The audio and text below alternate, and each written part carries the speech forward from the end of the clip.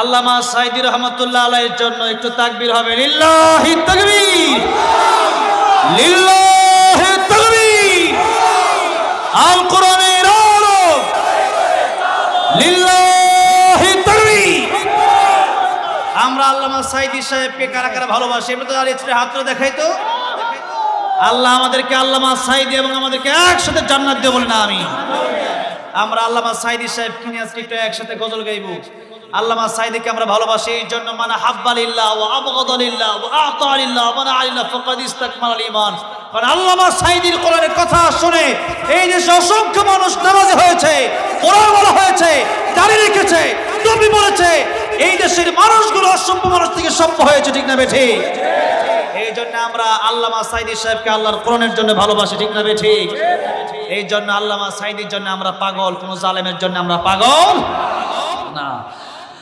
আল্লামা সাঈদী তুমি মরণি, শহীদ হয়েছ তুমি এটাই জানি, শহীদ হয়েছ তুমি এটাই জানি। কারাগারে কাটালে 13টি বছর, বাতিলকে পেছে তোমায় দেখে থরথর। আর জোরে বলতে হবে, ঠিক না ঠিক? কারাগারে কাটালে 13টি বছর, বাতিলকে পেছে তোমায় দেখে থরথর। তুমি যে ছিলে মোদের নয়নমণি, শহীদ হয়েছ তুমি এটাই জানি, শহীদ হয়েছ তুমি এটাই জানি।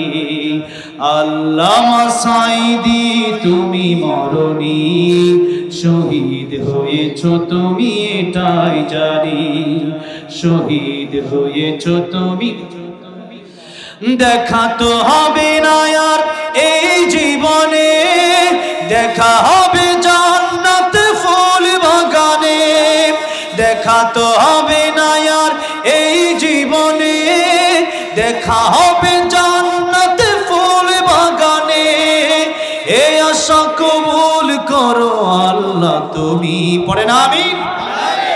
এই আশা কবুল করো আল্লাহ তুমি, শহীদ হয়েছ তুমি এটাই জানি। আল্লামা সাঈদী তুমি মরণি, শহীদ হয়েছ তুমি এটাই জানি, শহীদ হয়েছ তুমি এটাই জানি। আয় আল্লাহ রাব্বুল আলামিন আল্লামা সাঈদীর কবরকে তুমি জান্নাতের উচ্চ মাকাম বানায় দাও, জোরে বলেন আমিন। আর আল্লামা সাঈদী 13 বছর কারাগারে কাটা, এরপরে জীবন দিয়ে দিন আমাদেরকে শিক্ষা দিয়ে গেলেন। 13 বছর নয়, যুগের পর যুগ কারাগারে কাটায় দিবা, জীবন দিয়ে দিবা, তবু ঈমান দেওয়া যাবে। এই জন্য সামনে গজওয়াতুল হিন্দ আসতেছে। আমার যুবক ভাই আজকে দাঁড়িয়ে গেছেন, আমাদের রক্ত এখনো গরম আছে। কাফেরদের বিরুদ্ধে যুদ্ধ করার জন্য, গজওয়াতুল হিন্দে শহীদ হওয়ার জন্য প্রস্তুত আছেন কারা কারা? তো হাত দেখতে চাই।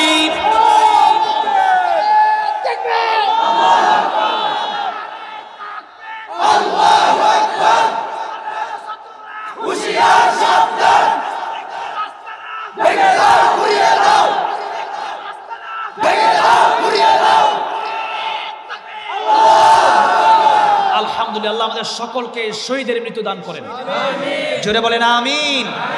মোনাজাত হবে।